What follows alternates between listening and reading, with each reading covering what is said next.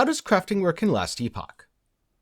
If you're familiar with crafting in Diablo 3, where items are just made and you get to use them or not, Last Epoch's very different, because you find the items you craft on the ground. Now, if you're familiar with Path of Exile, where a lot of your crafting starts from a white base and is built up, it's also very different again, because in Last Epoch, you want to start with a higher rarity item, specifically Exalted. Due to how Last Epoch's crafting system is set up, it's always easier to craft on items that already have mods, rather than starting from scratch. Now overall, Last Epoch's crafting system is fairly easy to understand and get into, but there are a few points of nuance which I'll cover towards the end of the video. For now, let's go over all the basics that you need to know to start crafting in Last Epoch. The first thing to pay attention to with any item is the forging potential. Forging potential is essentially how much you can craft an item, because every time you apply a craft, the forging potential will be reduced by a random number. Because it's random, sometimes you'll get lucky and craft the item for a long time. Other times you'll get unlucky and only get to apply a few modifiers. So you have to think about things carefully, but in general, the higher the forging potential, the better the item is as a crafting base. And the higher an item's rarity, the higher the forging potential is going to be. The default keybind for the crafting screen is F for Forge. You'll put your piece of gear in, and then you have a series of choices to make. The first is if you want to use a glyph.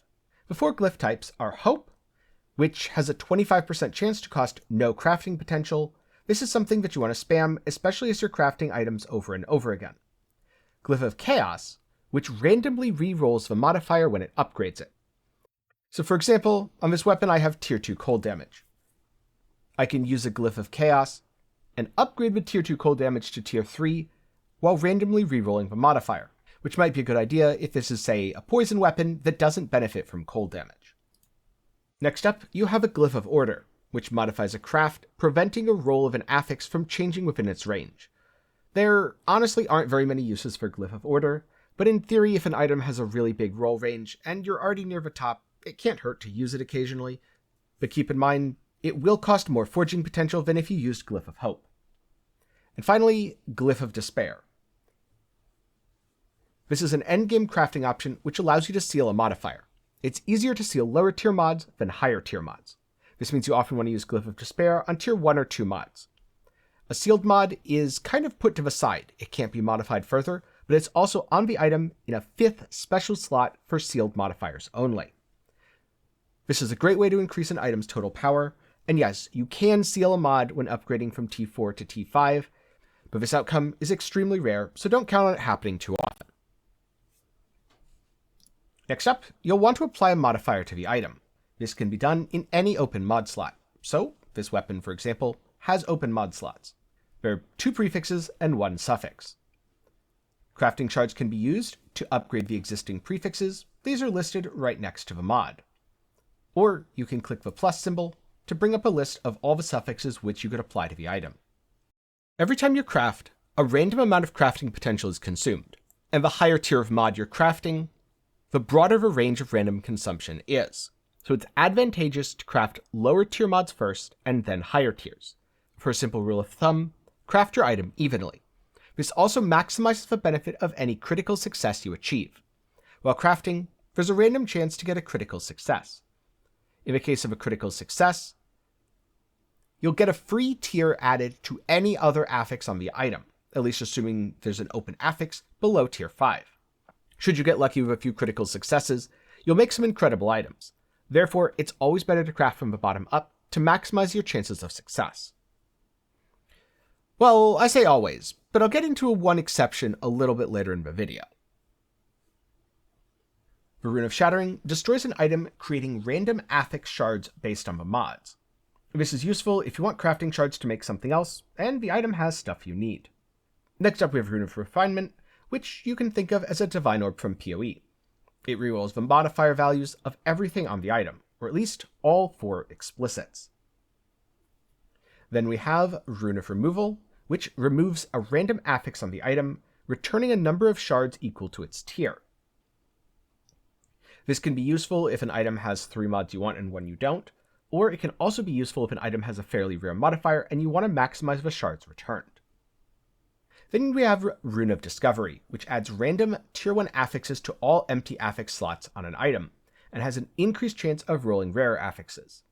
It's mostly good for grabbing crafting shards in my opinion, even if it doesn't cost any forging potential, so sometimes picking up white items and using them can be beneficial, especially in a solo self-found playthrough. Rune of Shaping works exactly like Rune of Refinement, but for your implicits rather than your explicits. Rune of Ascendance changes an item into a unique. Think of it like a chance orb from Path of Exile, but with a guaranteed upgrade, and the rules for using it are explained quite nicely on the item. If you want a very rare unique, your odds aren't great, but more common things aren't that bad to get. Then finally, the extremely rare Rune of Creation acts much like a mirror in Path of Exile. It creates an exact copy of an item, but sets both the original and the copy to 0 forging potential. This can be good if you get a really good ring, or better yet, it can be great for copying a really rare item base which you want to turn into a legendary. Because of the way the crafting system works, setting up your loot filter to highlight items with 2 or 3 good mods is a really easy way to get crafting bases. In general, you don't want to make things from scratch unless it's a weapon. Next up, I have a few advanced crafting tips. Before I do though, a quick reminder that if you're enjoying the video, you should leave a like. And if you want more Last Epoch content, do be sure to get subscribed. Especially because I'm almost done with this build, and after I release a video on it, I'm going to go on to something else really powerful and super fun. And if you're not subscribed, you might end up missing it. Now with that said, what are some advanced crafting tips? First off, Rune of Removal for items that have rare shards. It's pretty easy to get something like increased damage over time shards, but often class-specific skill level shards are quite difficult to obtain.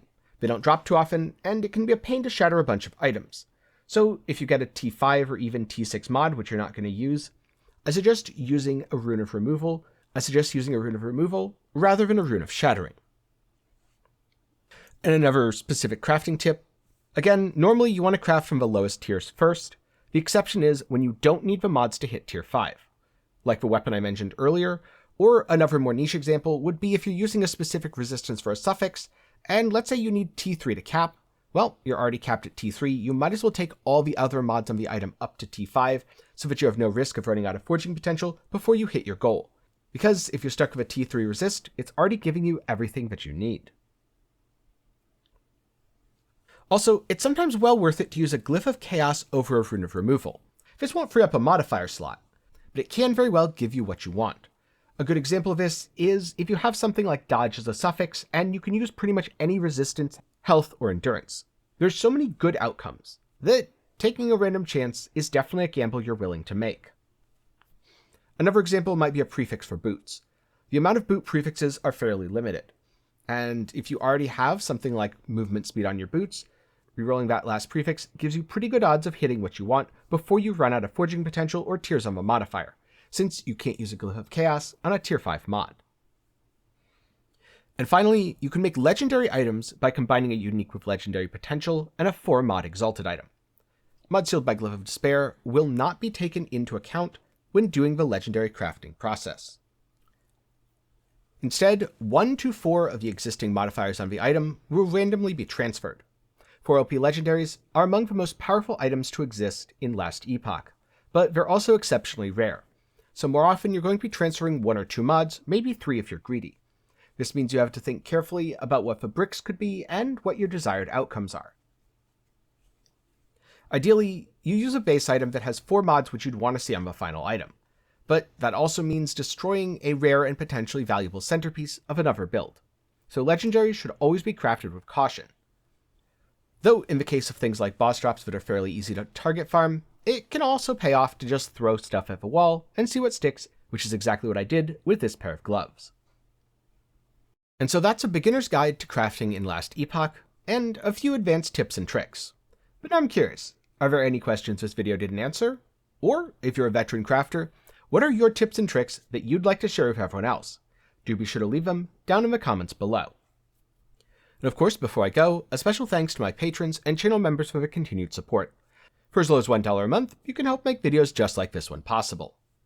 If you're looking for something else to watch, maybe check out my beginner's guide to loot filters. I'll have that and a few other things you might find interesting up in the card and down in the description below. You can always go for whatever YouTube recommends, which will be on screen right now. With that said, Thanks for watching, I hope you learned something, and I hope to see you again sometime soon.